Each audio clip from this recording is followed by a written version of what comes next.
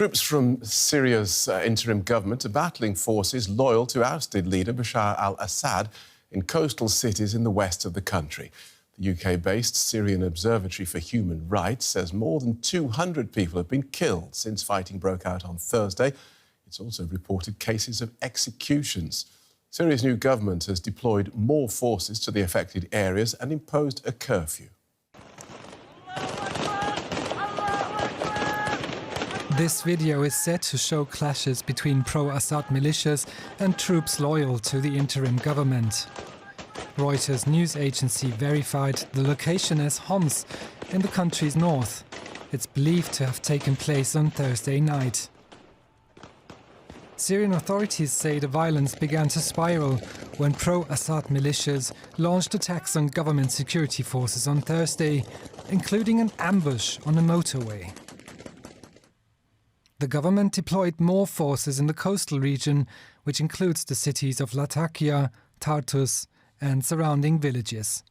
The region is the heartland of Syria's Alawite sect, to which former ruler Bashar al-Assad belongs. On Friday, fighting in some neighborhoods of Latakia continued, while elsewhere in the city, government forces patrolled the streets, asserting that everything was under control. We have sent very large reinforcements to maintain security and safety. Clashes occurred here in the Dato area in Latakia. All areas have been brought under control, thanks to God. The pro-Assad forces present in this area have been eliminated. In some calmer areas of the city, daily life continues before a nightly curfew takes effect.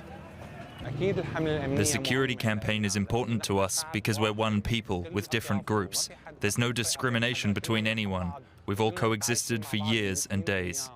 But the UK-based Syrian Observatory for Human Rights and other sources say there have been executions on both sides following the clashes. Unverified online videos show bodies in a street believed to be Alawites killed by security forces in Latakia province. Alawite activists say violence and attacks against the group have surged since the fall of the Assad regime. Many fear persecution and political exclusion.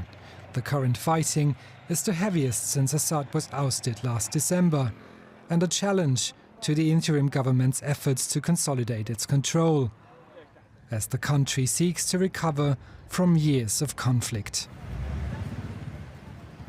Let's pick this up with Aaron Zelin, who's a Syria analyst at the Washington Institute for Near East Policy. Welcome to DW. We heard a soldier in that report say the situation has been brought under control. Is that what you're hearing? They're trying to, at least.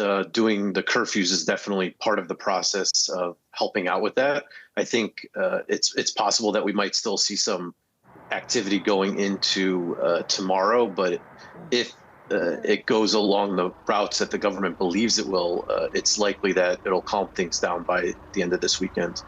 And what do you think prompted these clashes? Did they come out of nowhere? We've seen a growth in remnants of the Assad regime trying to reorganize itself going back to mid-January. There's been a lot of talk online, but increasingly there's been more mobilization into violence. And it kind of tipped over yesterday with this ambush that killed 30 security forces of the new government. And how strong are these Alawite Assad loyalists? I think it's hard to say at this point, especially because we don't have a good idea on if Iran is trying to help out with this at all in terms of bringing in weapons, money, or even Hezbollah over the border. So there's a question on how deep of a reservoir could this go if outside actors try and push this forward. But at the end of the day, it is a self-defeating endeavor because the reality is the Alawite population is only 8 to 10%, and not even all Alawites liked the former Assad regime. So there are limited numbers of people, and while they can continue to do these hit-and-run attacks, at the end of the day, it's unlikely to really change the reality on the ground. Okay. And is the situation as clear-cut as government soldiers versus Alawite Assad loyalists, or is it messier than that? I think for the most part, it's like that, but you do see on both sides civilians that have been involved in vigilantism as well.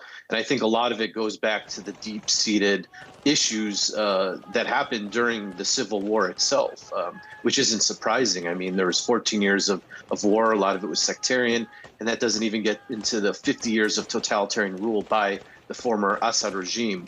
And so the fact that there are flare-ups wouldn't be surprising at all, considering all of the issues that the country has to deal with going forward. And these reports of murders and executions, are the Syrian armed forces implicated in this?